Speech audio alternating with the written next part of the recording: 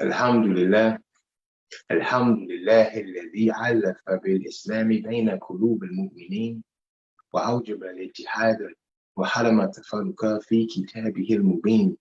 أشهد أن لا إله إلا الله هدى من يشاء إلى صراط مستقيم وأشهد أن سيدنا محمد رسول الله خير داع إلى طريق القويم. اللهم صل على سيدنا محمد وعلى آله وسلم الذين تحببت نفوسهم وتهبت قلوبهم فكانوا سادة المنصورين. أما بعد، فيا عباد الله، أوصيكم ونفسي أولا بتقوى الله تعالى وطاعته. That is, all praise is due to Allah who has united the hearts of the believer in Islam and has made it an obligation to remain united, and has made it forbidden to become separated in his clear book.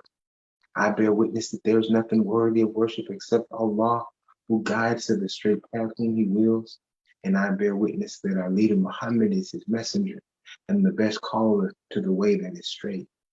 O Allah, send your prayers and your peace upon our leader Muhammad and upon his family and upon his companions, whose hearts were united and whose souls were educated, so that they became victorious leaders.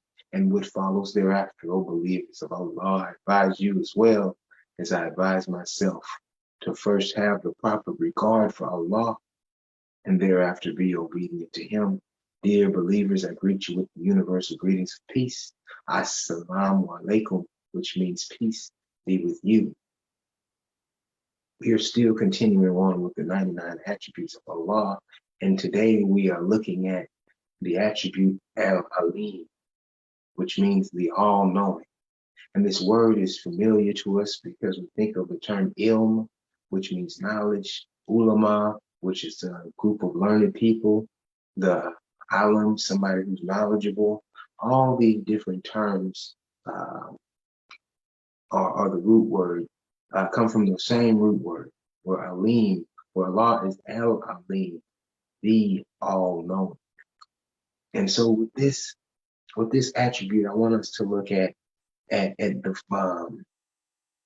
first hadith that shows up in Sahih Bukhari, and it's commonly referred to as the Hadith of Jibril. And so this hadith, it's related that the companions and the Prophet, peace be upon him, were in the masjid. They were sitting around and they were talking, having a discussion. And you can kind of imagine the scene, a group of people sitting around, but one person is special. This is the president. So just, I guess, from this kind, not the prophet, from this context, I guess you could look at it like a group of maybe some privates taking a minute to sit down with the general. Maybe it's a 4-star general. Maybe it's the president. Maybe it's somebody high ranking. And so they have this sense of respect for this person. So their mannerisms are a lot different. They're more cautious of how they're doing things. And so this is the scene. And you can understand this is 7th century Arabia, dusty, sand, everything all around, wind blowing. You can set the scene for yourself. So they're gathered together and they're sitting around talking. And this man that nobody knows, nobody recognizes him. He comes in dressed in all white with a dark beard. And it said that he didn't look like, they knew he wasn't from around there, but he didn't look like he had traveled. Like he wasn't riding a camel or some kind of a beast of burden and traveling from one place to another where you would think the clothes may get some dinge because the sand is flowing. But they said he was clean, no travel, no sense of travel, no sand in the beard. And this man, he comes and he sits down right next to the Prophet, peace be upon him, right next to him, and their knees touch. So you could imagine this. You're somebody, you're in formation talking, and somebody you don't recognize walks up and just puts their shoulder on your BC or on the brigade command or on a general, and just standing there. For you, you start wondering, who is this person? What are they doing? Why are they this? Why are they that? All these concerns that would have. But this is the prophet sitting there, and the man sits down, he puts his hand on the prophet's knee, and he says, "Tell me about faith." Oh, you're gonna walk in from nowhere, nobody knows you, and you're gonna ask the prophet, peace be upon him, you're gonna ask the messenger of God to tell you about faith. There's some kind of protocol. People, and so the prophet said, faith is taking the shahada, making prayer, giving in charity, fasting during the month of Ramadan, making the Hajj if you can. And then after all these questions, he says, yes, that's right. So just imagine you're one of the companions. Some guy walks in, starts grilling the prophet, and then tells him he's correct, as if this isn't the prophet of God. So then he asks him, okay, well, tell me about tell me more. And so then he starts talking about what do you believe in? Tell me about your beliefs. And he talks about believing the angels, believing the prophet, believing the books, believing the predestination, all these things that the prophet is being grilled on. He's still grilling about more and more. This guy that just walked in and nobody recognized is grilling the prophet.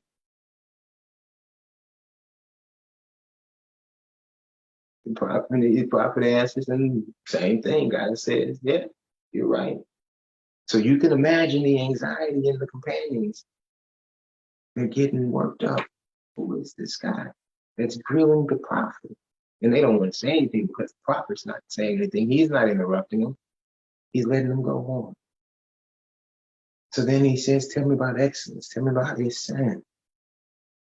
And he says, live as though you see Allah, but you do not see him, but know that he sees you. We're still talking about Al Aleem, the all-knowing. Live as though you see Allah, although you don't see him, but know that he sees you. So he answers that, and he says, yeah, you're right. So then he asks him one last time, well, tell me about the hour. The prophet will tell him about the hour. He says the one being questioned knows as much as the questioner. So he's telling him that I don't know about the hour. So there's this dialogue that was going back and forth. So still imagine the companions sitting around in awe of this conversation. So the man gets up and he tells them a few more things. They go into some more discussions. But after that, he gets up and he leaves. And he just walks out. And they're like, how is this stranger going to walk in here, grill the prophet, ask him these questions? The prophet answers. Then he tells him you're right. Then he asks him another one. He tells him you're right. Asks him another one, tells him. Then one of the discussion, he leaves. Not saying anything. Not introducing himself. And so after the man left, this stranger who looked like he didn't have any travel on him, he said, do you know who that was? The prophet, peace be upon him, said, do you know who that was? And they were like, of course not. No, we don't know. We don't know who that was. He said, that was the angel Jibril coming to teach you your religion. And so this had the companions shook. But I want to take us back to this Al Aleem, the all-knowing. We think we've got secrets. We think we've got things that we're doing that no one knows about. We have behaviors, we have habits, we have insecurities, we have inconsistencies that we think no one knows about. But the angel Jibril asked the prophet, peace be upon him, what is it saying? What is excellence? He said, live as though you see Allah, although you do not see him, but know that he sees you. So whatever it is you think you're doing, whatever it is that you think that you're getting away with, whatever it is that you think that no one knows about, Allah is all-knowing. Allah sees you. You're not hiding from your creator. You may be hiding from your friends. You may be hiding from your family, your co-workers, your sergeants, your commanders. You may be hiding from them. You may be telling the best story and they may all believe what you say. You may appear righteous. You're not hiding from Allah. Allah is Al Aleem, the all-knowing. Allah sees you. أقول هذا لي ولكم والحمد لله رب العالمين. آمين.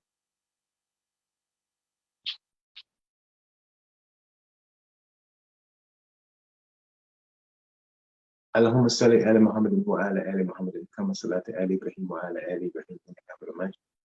اللهم بارك على محمد وعلى آل محمد كما باركت على إبراهيم وعلى آل إبراهيم إنك حميد مجيد. Dear believers, Allah is all known. All known. So this is, we initially talked about this internal peace. We talked about Allah knowing the things that we hide in our heart. Allah knows the things that we want to say that we don't say. Allah knows the actions that we want to take that we don't take. Allah knows the things that we've said that we don't want anybody to know that we said. The actions that we've taken that we don't want anybody else to know. Allah knows all of these things. Allah is Al Aleem. Excellence is living though you see Allah. Now, what does that look like? If I knew that the one that was going to judge me, if I could see this person, if I could see the Creator, if I could see my Creator, how would I carry on? It's the same way as if your boss, your commander, your section leader, your team leader, your whatever they are, this person in authority over you that can make decisions that impact your life. You see them straighten up, parade rest, position of attention, all these things. You start speaking differently, acting differently, carrying yourself differently. You're not talking on the phone when you walk. You're taking your hands out of your pocket. You're doing all these things because you see them.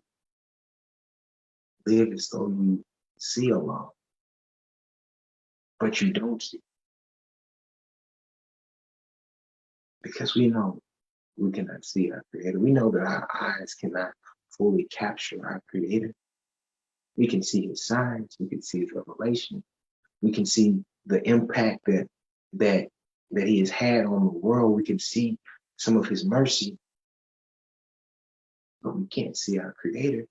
So it says to live as though you see Allah.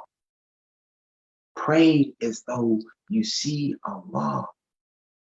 Pray as though He's right there. Be kind to others as if you can see Allah. Give charity as if you could see Allah. Fast. Not just food. Fast as if you could see Allah. Now don't start with this, well, what does He look like? How would I recognize? That's silly talk. It says, live as though you see Allah, although you cannot see it, but know that He sees you. Know that kind act that you did, that kind act that nobody gave you recognition for, that good deed that you did, that kind word that you said to somebody, that sweet thing that you did, that nice gesture that you made to someone that no one else saw. No one else sees that. You didn't see Him, but He saw you. He saw you rushing to Jumu'ah, rushing to the Friday prayer. He saw you putting aside your business and focusing on Him.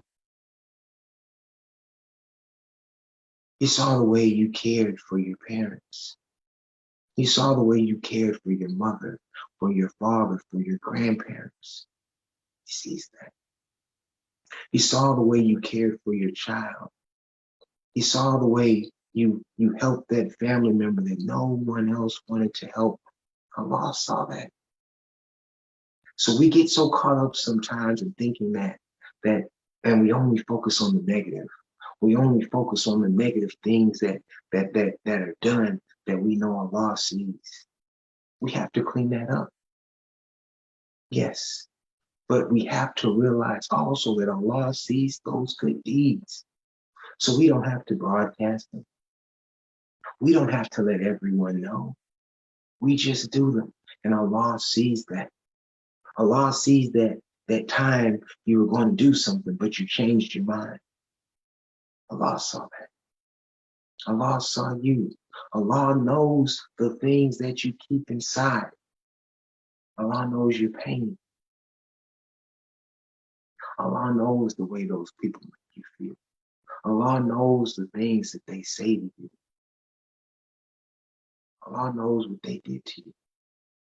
Allah is Al Aleem. Allah is all known. So don't think that anything is kept away from you. Those silent prayers, those prayers that you made out loud, Allah knows all of that. Allah also knows what it is that you can do to improve your life. You just have to turn to it. You just have to seek out that knowledge. You have to seek out that. Allah is Al Aleem. He knows how their words disturb you. He knows how they make you feel. He knows how you go into this shell every time something happens. He knows this. He knows your insecurities, the things that make you sad. Allah is Al Aleem. So the Angel Jibril said, live as though you see Allah, although you don't see him, but know he sees you. So live your kind life. Live your peaceful life. Live your righteous life. And if no one comes and pats you on the back or writes a song about you or tells you you're doing a great job and they're so proud of you, know that Allah sees you. Allah sees all your hard work, all the changes that you have made. He is Al Aleem. He knows this. And be sure that when it comes to the day of judgment, none of the good deeds that you've done will go unnoticed. ربنا آتنا في الدنيا حسنة وفي الآخرة حسنة وقنا عذاب النار ربنا تقبل منا إنك أنت السميع العليم إن صلاتي ونسكي ومحياي ومماتي لله رب العالمين لا شريك له وبذلك أمرت وأنا أول المسلمين الحمد لله رب العالمين